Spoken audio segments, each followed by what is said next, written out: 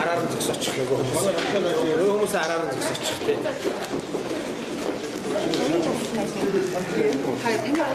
Сантар мантар бол нэмэх зүгээр артлаар зогсож гэсэн артлаар зогсож тий. Зулаг суулахгүйсэн. Зулцаа гэсэн.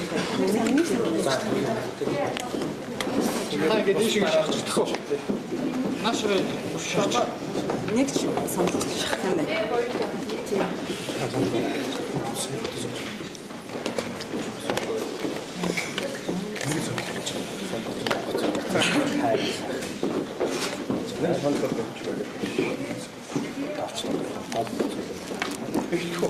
За бачаа.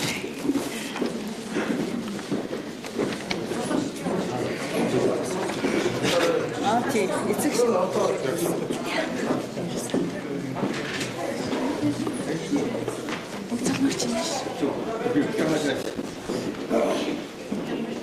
Юм уу?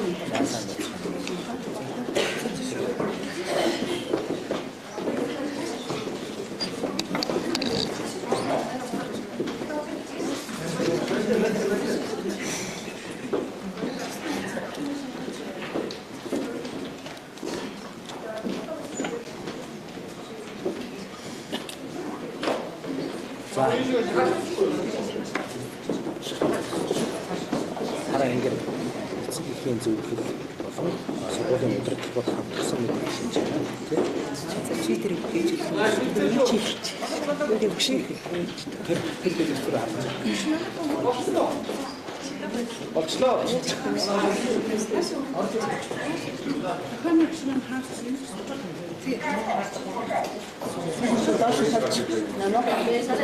Ахны багшиг энэ Хүүхнүүдээ доош нь болцооч.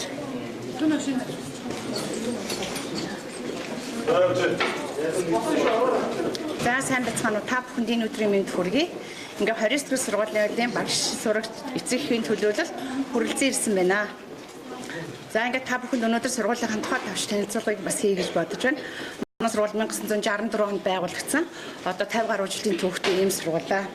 Тус сургуулийг нийслэл хот болон хөдөө орон нутгийн сонсгол хэл ярианы бэрхшээлтэй сурагчдыг эсвэлэн баг суурь бүрэн дунд боловсрол олгохоос гадна мэрэгжлийн анх цэцний чиг баримжаа олгох сургалт явуулдаг, үндэсний хэмжээнд үйл ажиллагаа явуулдаг сургалтын байгууллага. Манай сургуульд нийт 139 багш ажилчинтай, үүнээс үндсэн багш 56, туслах багш 10, Оросын холбооны улсад мэрэгжлийн тусгай сурганы арга зүйгээр мэрэгжсэн мэрэгжлийн 8 сонгогдож багш ажилдаг. За сургуулийн сурагчид баг суурь бүрэн дунд боловсрол олгохоос гадна бид нар хүүхдийн авьяас чадвар урьж энэ хөгжүүлэх зорилгоор төрөл бүрийн дугуйлан секц хичээлүүлдэг. Үүнд бол давхарсан тоогоор 250 гаруй суралцагч хамрагдсан байгаа. Энэ хичээлийн жилд 1-ээс 12 дугаар ангийн 33 бүлэгт 320 суралцагч суралцж байна. Энэ хичээлийн жилд суур боловсролыг 9-10 сурагч, бүрэн дунд боловсролыг 19 сурагч эзэмшгээр бэлтгэж байна. Нийслэлийн ерөнхий шалгалтанд 8 сурагч шалгуулахаар бүрдүүлсэн байгаа. Бид нэр 2017 оны 1-р сараас эхлэн нийслэлийн ерөнхий шалгалтын хичээлийн судалгын бүрээр давтлагын хуваар гаргаад өдөөс хойш бүх багш нар маань ингээд сурагчдад давталгаа өгөөд хуваарийн дагуу явагдаж байгаа. За сурагчдын амьдрал таатай амьдрах орчин нөхцөлийг бүрдүүлж өгсөн эрэгтэй эмэгтэй хоёр дотор байртай. Энэ дотор байранд нь Улаанбаатар хотын болон хөдөө Улаанбаатар хотын алсагсан дүүргийн дээр нь нэмээд хөдөө орон нутгийн сурагчид 140 гаруй сурагч амьдарч байна. Бид нар сонслын бэрхшээлтэй хүүхдэдтэй мэрэгжлийн чиг баримжаа олох анхан шатны сургалтыг 2008 оноос эхлэн зохион байгуулж байгаа. Энд бол бид нар дөрвөн мэрэгчлэр 10 дугаар ангиас нь эхлэн сурагчдынхаа өөрийн бүсэл сонирхол, авиас ур чадварыг нь харгалзан энд хоол үйлдвэрлэл, өрсчин гоо сайхан, нарийн боо, можан гэсэн ангиудад бол хүүхдүүдэд хүсэлтийн дагуу ингэж оруулж суралцуулдаг байгаа. За 2017 оны 3 сарын 27 оны өдөр сургуулийн хэсэг сурагчдаас ингээд сургуулийн багш нартай хандаж ингээд шаардлага хүргүүлсэн байгаа. шаардлага бүргүүлсэн байгаа. Одоо энэ шаардлагыг бол бас бид нар зүй ёсны зөв юм асуудал үүсгэж гаргаж ирлээ гэх ингээд сурагчдаа энэ асуудалд хүндэтгэлтэй хандсан. Тэгээ энэ шаардлагын дагуу манай сургууль одоо дотооддоо их олон ажлыг төлөвлөн өөрсдөө энэ дээр дүгнэлт хийж ажиллаж байна.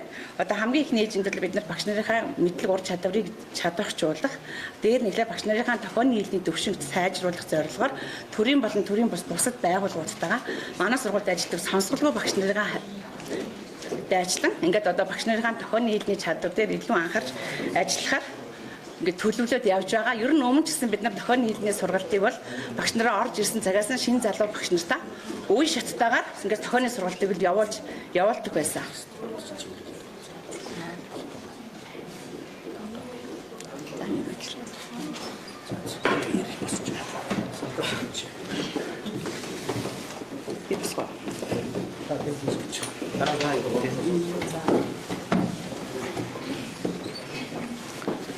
За сайн байцгаана уу, та бүхэндээ энэ өдрийн мэндийг хүргье. За энэ удаад бол 29 дугаар сургуулийн багш нар болон эцэг эхийн төлөөлөлд хүрэлцэн ирсэн байгаа. Хамгийн гол зорилго маань яагаад хэвлэл мэдээллээр өөрсдийн үзэл бодол итгэл үнэмшилтэй үг хэлэх хэвлэл нийтлэх эрхээ эдлэе гэдэг байдлаар өөрсдийн байр суурийг зөвөр ойлгуулах үүднээс энэ хэвлэлийн бахархлыг хийлгэж байгаамаа. Энэ маань бол одоо үндсэн хуулийн 16-гийн 16 дахь зүйлээр бол баталгаажсан байна. Энэ дээр 3 сарын 27-ны өдөр болсон үйл явдал мөн 4 сарын 1-нд мэдээцгийн эмээн дээр гарсан бага насны охтуудыг янз бүрийн бэлгийн дарамт үзүүлдэг, бие эрхтэнд нь халддаг, илдэг, таалдаг гэсэн энэ мэдээллээр бол энэ асуудлаар бол мэдээлэл өгөх гэж сууж байгаа. Ийм зүйл бол ерөөсөө огтосоо болоогүй. Энэ тал дээр бол одоо тухайн гэмт хэрэг гарах орчин нөхцөл бол энэ сургуульд бол байхгүй. Сургууль бол 340 орчим хүүхэдтэй. 140 нь бол одоо сургуулийн дотор байранд амьдардаг. Гэхдээ 140 хүүхэд бол байнгын хатуу хараа хяналтанд ор мөн эмчийн үзлэгт байн хамрагдаж мөн нийгмийн ажилтнтайгаа болсон үйл явдал болон сургууль дээр болж бүтэхгүй байгаа зүйлийн талаар дандаа санал гомдлоо хэлж яадаг. Ийм байхад одоо хөгжлийн бэрхшээлтэй иргэний хуулийн 18 дугаар зүйл заагдсан эрх зүйн бүрэн чадамжгүй ийм этгээдээс ярилцлага аваад үүнийг орон даяар тараах хэвлэн нийтэлж байгаа нь бусдыг гүтгэх доромжлох гэмт хэргийг үлдэж байна гэж үзээд цагдаагийн газарт хандахаар болсон байгаа. Эрүүгийн хуулийн 111, 110 дугаар зүйл заагдсанаар явж байгаа. Тийм учраас одоо бол нийгмийн ажилт нь бол тухайн дотор байр болон сургууль дээр гэмт хэрэг гарахаас урьдчилан сэргийлж ямар ажиллагаанууд хийх талаар ярина. Мөн тухайн одоо хүүхдүүд бол одоо 3 сарын 27-нд бол дохионы багш байхгүй байна гэсэн. Гэтэл эдгээр хүүхдүүд бүгд бичиг үсгийн чадвартай байна. Манай багш нар бол энэ дээр голлон зөвхөн бичиг үсгийн чадварт нь төвлөрч тэн дээр тулгуурлан хичээлээ заадаг байна. Яг хүн сонсголгүй байж байна. Гэхдээ харааны хөгжил нь бол сайн байна. Ийм учраас энийг гуйлан заавал нэг талын одоо барьж өрөөсөглөөр одоо олон нийтэд ийм мэдээлэл өгч байгаа нь буруу байна. Мөн одоо тухайн сургууль дээр мэдээч хэрэг учир дутагдaltaй баг зэргийн одоо зөрчлүүд бол гардаг. Ийм зүйлийг дэвэргэн 300 гаруй хүүхдээс нэг 10-атхан хүүхдийг сонгон авч ингэж хөгжлийн бэрхшээлтэй хүүхдүүдийн зовлон дөвийлгэн олон нийтэд сурталчилж байгаа нь энэ гэмт хэрэг гэж үзэж байгаа. Тийм учраас иргэний шүүх болон цагдаад хандан энэ асуудлаа шийдвэрлүүлнэ. Сургуулийн нэр хүнд бол гутаанд оромжлогдсон байна. Монгол улс өнөөдөр хөгжлийн чадваргүй хүүхдээрээ энэ шоу хийх энэ үйлдэл дээр тулаагүй байна гэж үзэж байгаа. Тийм учраас үргэлжлүүлэн ярина.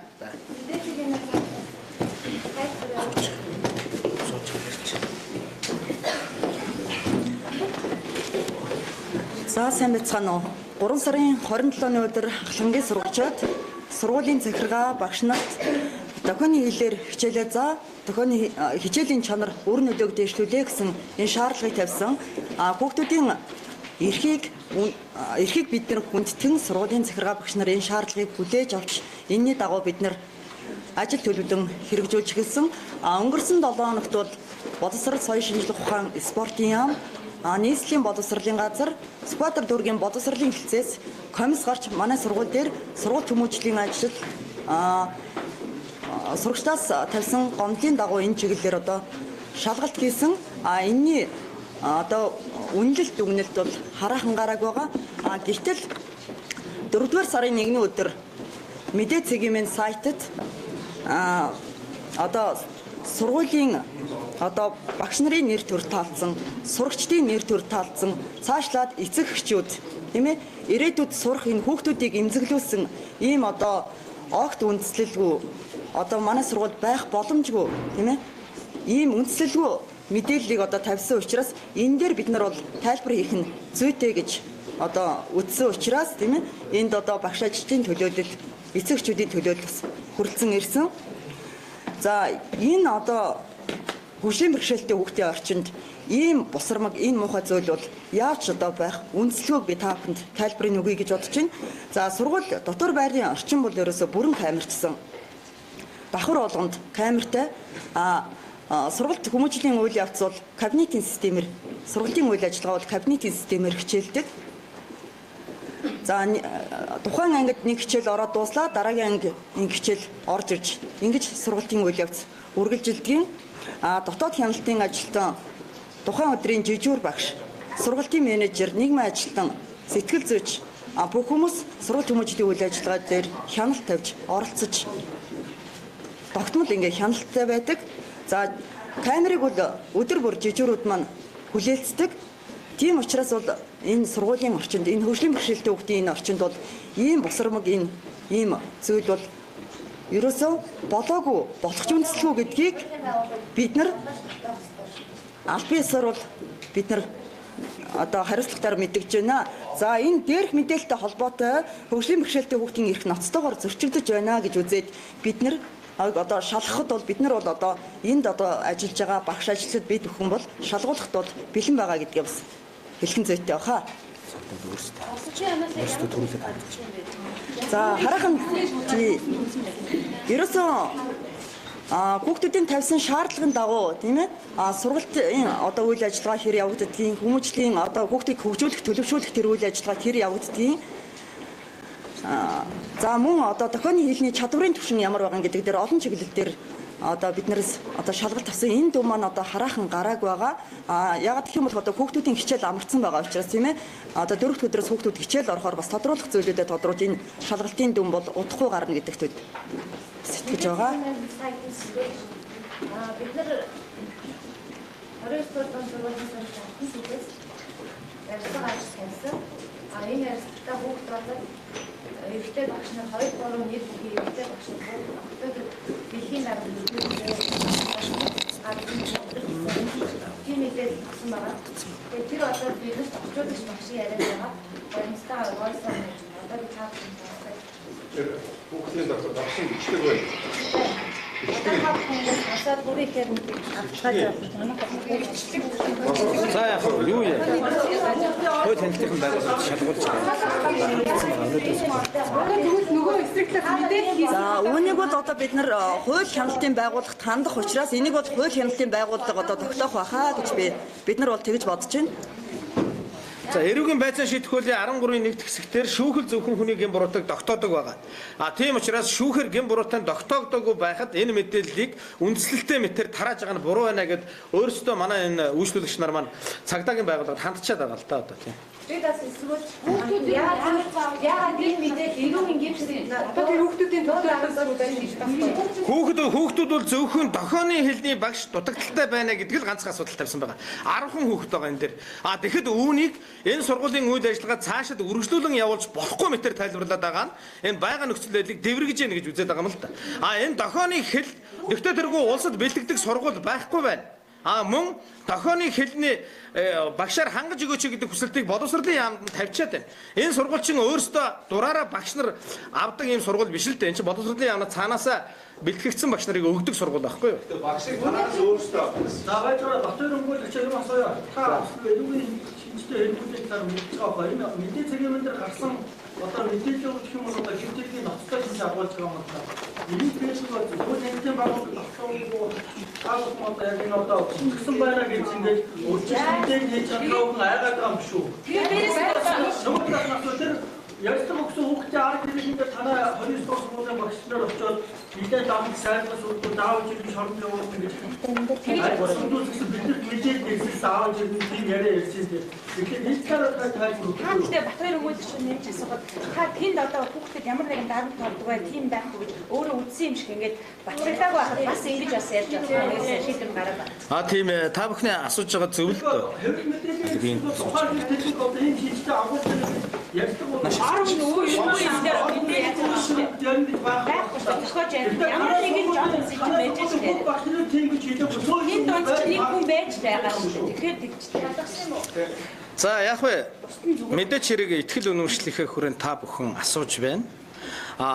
Энэ 29 дугаар сургуулийн нэр хүндийг гутаанд оромжлох ийм зохисгүй яриа газар аваад байна. Түүн дээр тайлбар хэлье л гэж байгаа юм. Тэрнээс биш энэ дээр ямар нэгэн байдлаар одоо тогтоогдчихсан зүйлийг яриад байгаа юм биш. Та бүхэн ч гэсэн үнэхээр хүчиндэдэг. Тухайн сургууль дээр хүчирхийлэл газар авсан, бэлгийн дарамт газар авсан, мөн сургуулийн хүүхдүүдэд янз бүрийн байдлаар сурч боловсруулахад нь хязгаарлалт хийдэг тухай энэ нотлогдоогүй мэдээлэл дээр битгий гаргаад байгаа чи гэж л энэ дээр л бид нар маргалдаж байгаа шүү дээ. Сургуулийнхаа нэр хүндийг л хамгаалж байгаа. Энэ хүүхэд бол одоо өнөөдөр би ийм юм яриаггүй л гэж байгаа шүү дээ одоо. Энэ хүүхэд бол би ийм юм ерөөсөө яриаггүй. Энэ бол яг дүрсгүүл юм байна. За нааш аваад ирээ. Тийм. За энэ бол очоод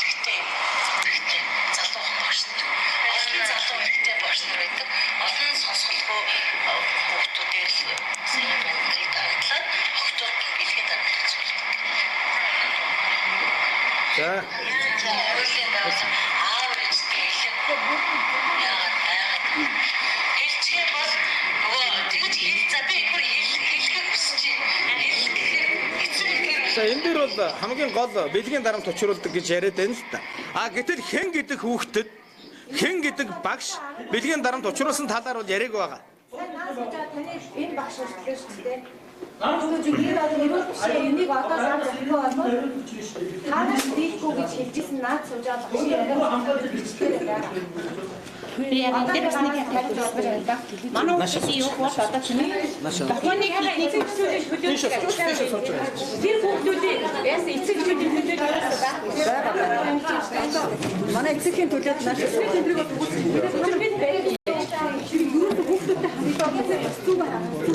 За энэ хүүхдийн ярилцлагыг одоо тийм ээ сэтгүүлчин тавьж байгаа юуг бол одоо би бас удаан цаг буруутгаж чадахгүй юм тийм ээ.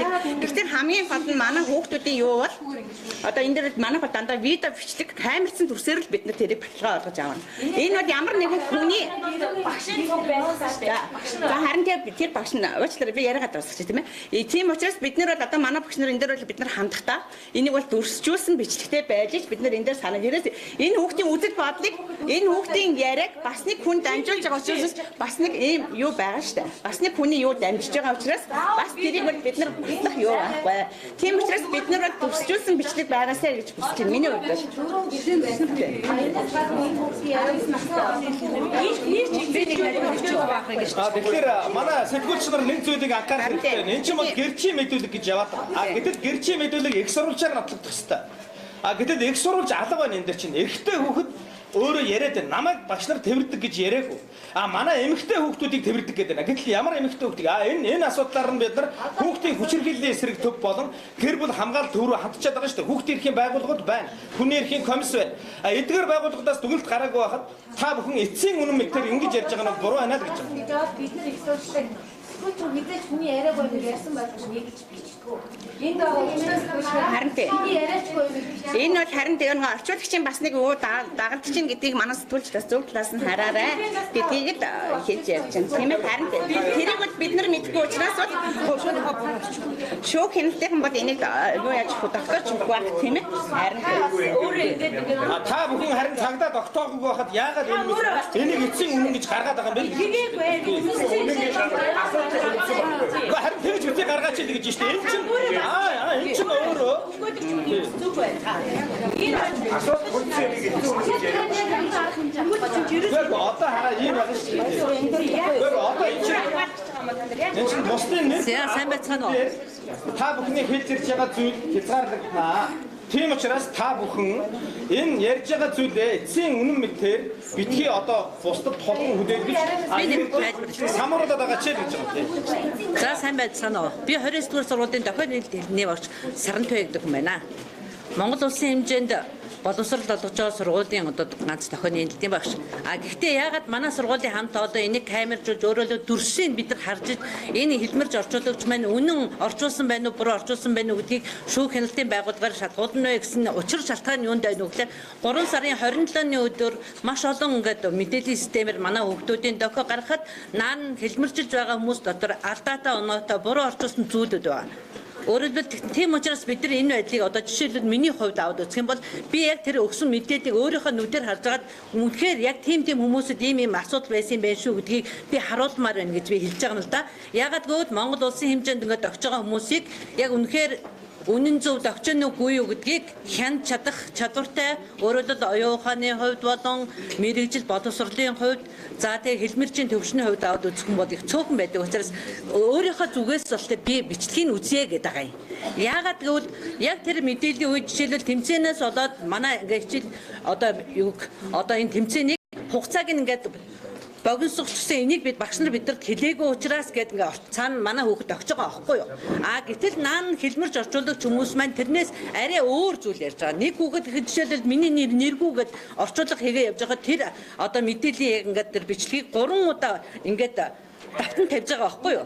Гэтэл хэлмэрч орчуулагч нь нөгөө ярьж байгаа хүн өөрөө нийгэм таниулж байгаа хэлмэрч орчуулагч буюу одоо яриагаар таниулж байгаа хүмүүс маань буруу орчуулга бас хийгээдээс учраас ийм мэдээлэл хийж байгаа шүү. Тийм учраас өөрөлдвөл өнөөдрийн байдлаар тийм ээ үнэхээр энэ хүүхдийн дүржүүлсэн бичлэгийг шалгах боломжтой хүн Монгол улсад хэд байгаа лээ. Мөн ер нь одоо ямар нэгэн одоо мэдээллийн системээр орчуулж чадварын хүн Монгол улсад хэд байгаа гэдэг дээр л очиж дутагт байгаа гэдэг бас бодох хэрэгтэй. Тийм учраас одоо бид нар хоорондоо ингээ маргалдах юм байхгүй. Тийм юм байсан шүү гэдэг. Боловсролын яам өөрснөө ажлаа шалгасан дүгнэлтээ гаргаагүй байгаа. Манай сургууль бол сая тийм учраас бид нар боловсролын яамны өмнөөс бол мэдээлэл хийх байхгүй шүү дээ. Бидний ярьж байгаа тэр тухайн хэмжээ явуулж байгаа байсан.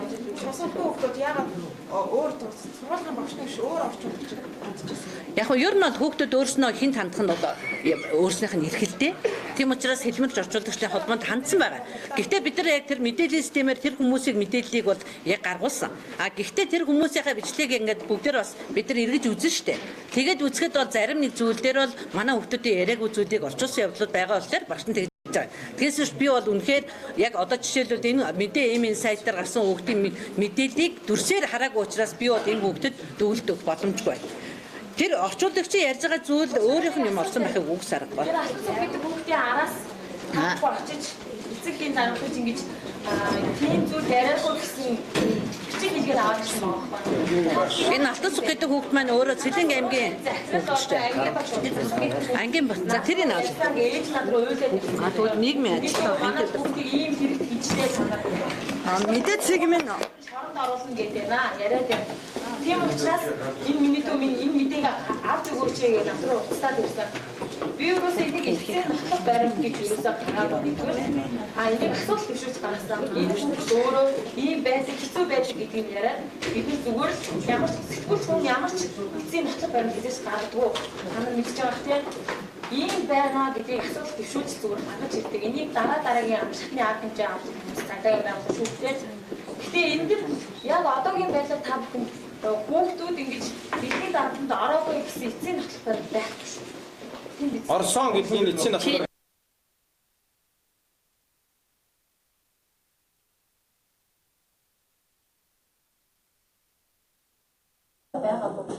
би яриа авахд зурагчин тухайн 29 сургуулийн багш Руул гэж багш байсан. Хилмэрч хүн байсан, би байсан. Ингээд дөрөв хүний хамтаар яриа авсан. 2018-2 дээр эцэг их нь байгаа тохиолдолд эцэг их нь байдаг. Эцэг их нь байхгүй өчигдсөн тохиолдолд асар хамгаалагч оролцсон. Тэгэхэд та нар асар хамгаалагч нэглээ нэг багш авчид хийсэн байх. Энэ чинь буруу байна л. Та энэ хүүхдийн харин эрүүгийн шинжтэй байж болчихгүй гин тэр мэдээлэл өгсөн байхад та энийг энэ хүүхдийг зөрчиж байгаа. Эхийн төлөө яагаад тэмцэхгүй? Асууж давтаж үү. Та яагаад асуудал энэ багш нар тайлбар хийж байгаа мөртлөө сургууль ахрал хэрвээ яг ийм зүйл байна уу юу гэж шалгаж үзсэн. Яагаад одоо энэ тайлбар хийж байгаа чи эрүүгийн гинцгийг нөө дарагдуулж оролцож чинь гэж ойлгож байна. За тийм ээ тийм. Энэ дээр бол ийм байна. Нэг хүүхдийн тавьсан мэдээлэлээс болоод 300 гаруй хүүхдийн эрх зөрчигдөж мөн цаана тэнд 50 хэвийн үйл ажиллагаа явуулж байгаа 120 гаруй багш ажилтны эрх зөрчигдөж. Тийм учраас тэр хүүхдийн эрхийг гэж худал ярих эрхийг гэж ярихаасаа илүүтэй бусад хүүхдүүдийн хууль ёсны эрх ашиг сонирхлыг л хүндэлж би өнөөдөр хамгаалах гэж сууж байгаа шүү дээ. Та бүхэн ганцхан зүйл хэлээд байгаа. Та бүхэн энэ зүйл шүүхээр нотогдоогүй байхад яагаад тавьж байгаа юм? Та бүхэн өнөөдөр хүүхдийн эрхийг хамгаалах нь зөв гэж ярьж байгаа боловч бусад хүүхдүүдийн бүтгэгдэж байгаа хүүхдүүдийн эрх ашигыг бодохгүй шүү дээ. Та өнгөжгөө хийх асуудал байдаг шүү дээ. Тэгэж ядуу шүү дээ. Тийм ээ, тийм болохоор одоо цагдаагийн байгууллагад хандчихад байгаа л. Хүүхдээ эцэг эхлүүлээ. Ангийн багш нь сургуулиас ямар нэг юм ярьсан болоо. Ангуудэрсэн шүү. Нааша сууж байгаа ярьж.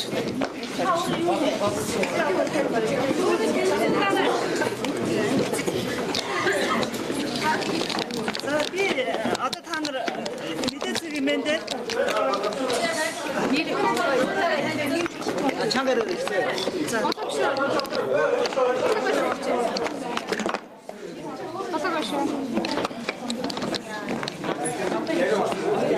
За би өөрөө ихлээр танилцуулж миний нэр Уртнасан.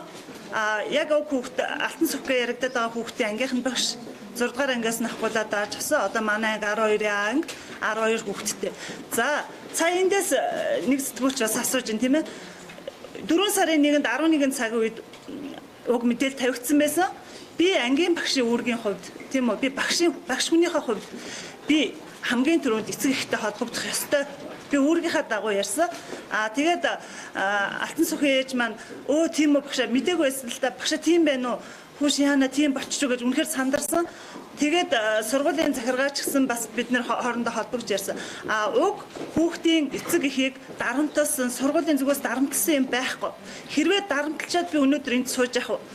Би өнөөдөр яагаад энд оролцоо гэж ирсэн гэхээр энэ сонсголын бэрхшээлтэй, хөгжлийн бэрхшээлтэй хүүхэд.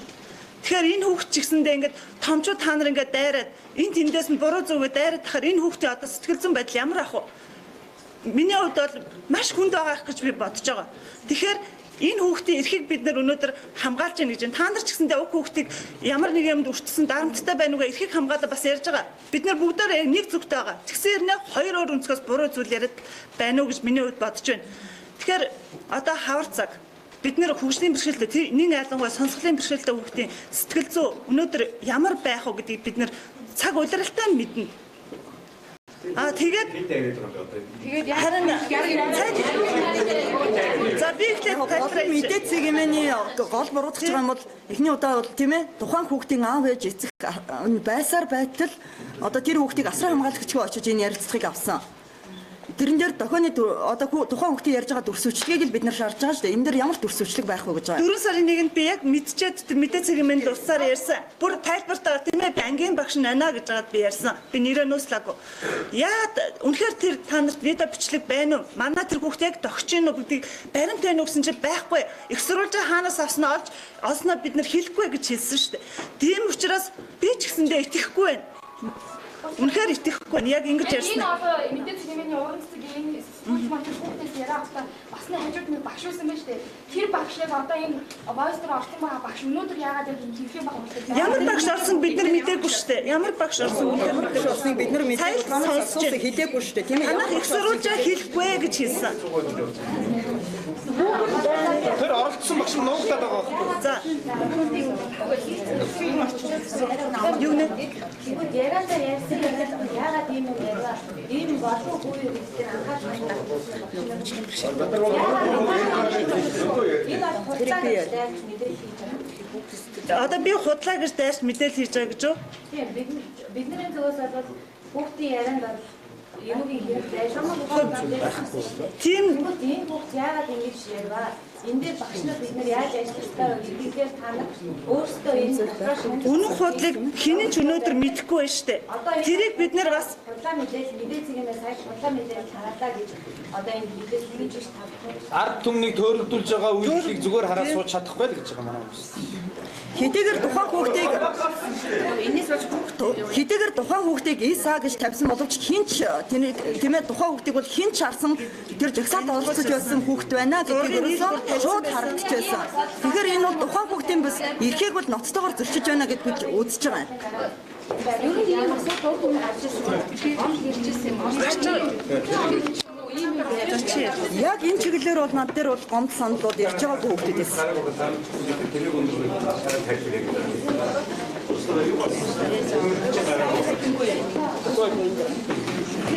Араа ийм.